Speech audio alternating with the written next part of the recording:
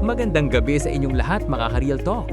Welcome back sa ating podcast, ang inyong digital na tambayan kung saan hinuhubaran natin ang mag-auso at hinahanap ang katotohanan sa likod ng ating mga social media posts.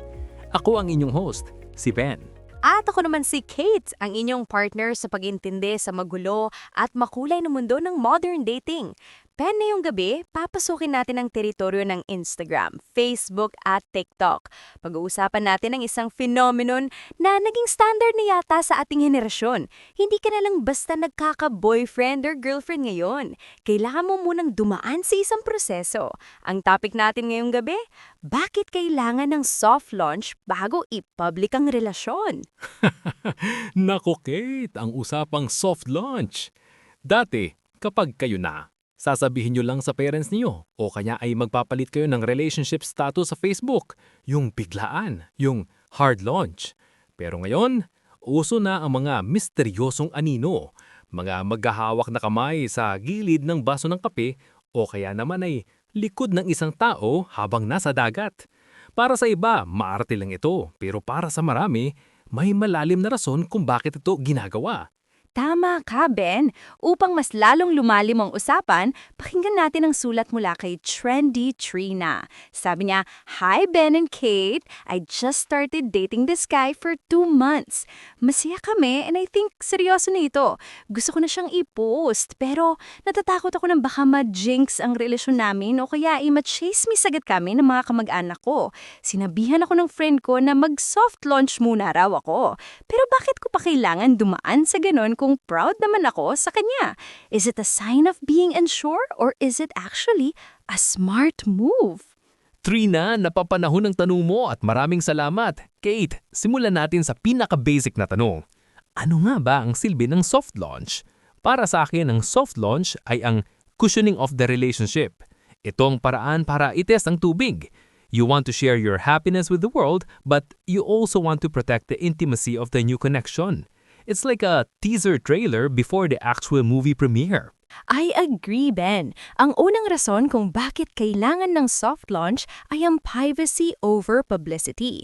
Sa simula ng relasyon, everything is fragile. Kapag nag-hard launch ka agad, yung may caption na "My Forever" at nakatagang buong pamilya, binubuksan mo ang pinto para sa opinyon ng ibang tao. Kapag nag-away kayo kinabukasan, kang daming magtatanong, "Inyari?"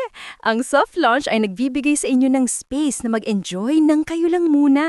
Pero may hint na sa labas na hindi ka na available. At dagdag ko rin dyan, Kate, ang soft launch ay isang paraan para i-check ang reaction ng circle mo.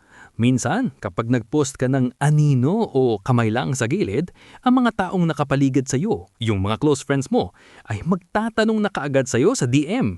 It's a way to gradually introduce your new partner to your social environment without the overwhelming pressure of a formal announcement.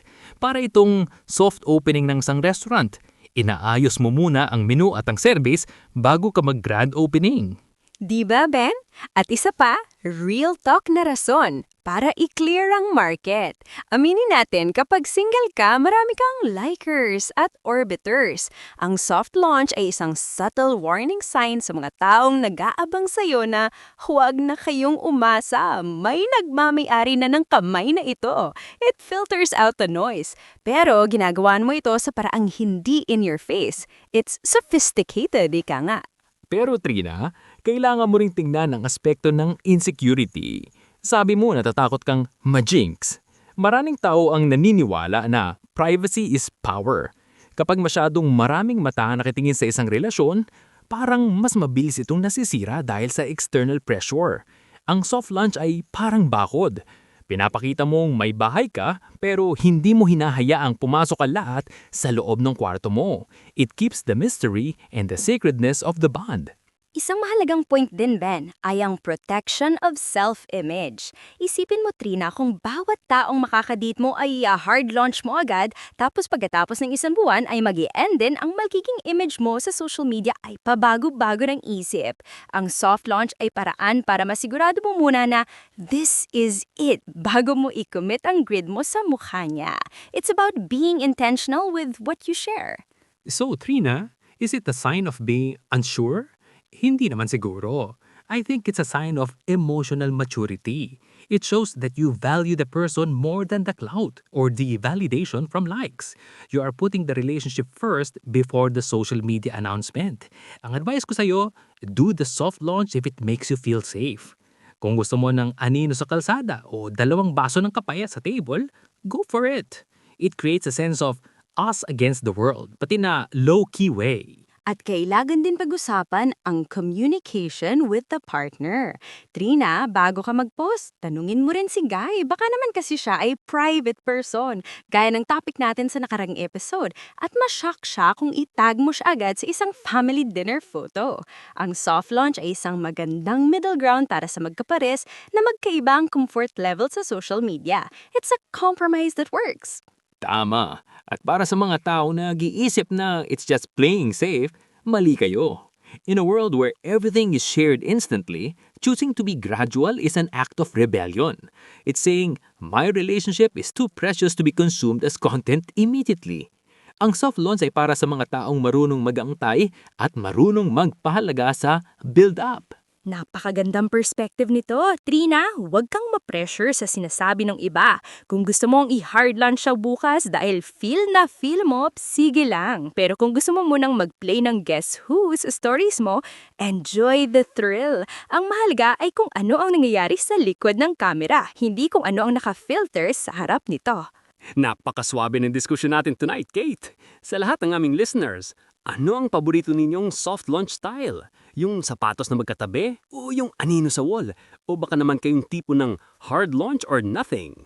Share your social media dating strategies with us. Email us at realtalkwithbenandkate@gmail.com. Tell us about your launch successes and fails. Follow us on Spotify, YouTube, and Apple Podcasts. Your stories keep us going and keep us real. At sa ating susunod na episode, tatalakayin naman natin ang isang mas seryosong level ng pag-aamin. Yung stage na hindi na lang basta post sa Instagram ang pinag-uusapan, kundi ang laman na ng puso. Nako, ito na yung moment na nakakabat pero kailangan. Episode topic next time, paano sasabihin na nahuhulog na ako nang hindi siya matatakot? Pag-uusapan natin ang sirte ng the big reveal ng iyong nararamdaman. Paano maaminin na mahal mo na siya nang hindi sa biglang mag-offline o lalayo dahil sa takot sa commitment? Nako, usapang vulnerability at timing na naman yan. Huwag niyong papalampasin. This has been Real Talk with Ben and Kate. Stay real, stay trendy, and always remember, your love story is yours to tell at your own pace. Good night, everyone.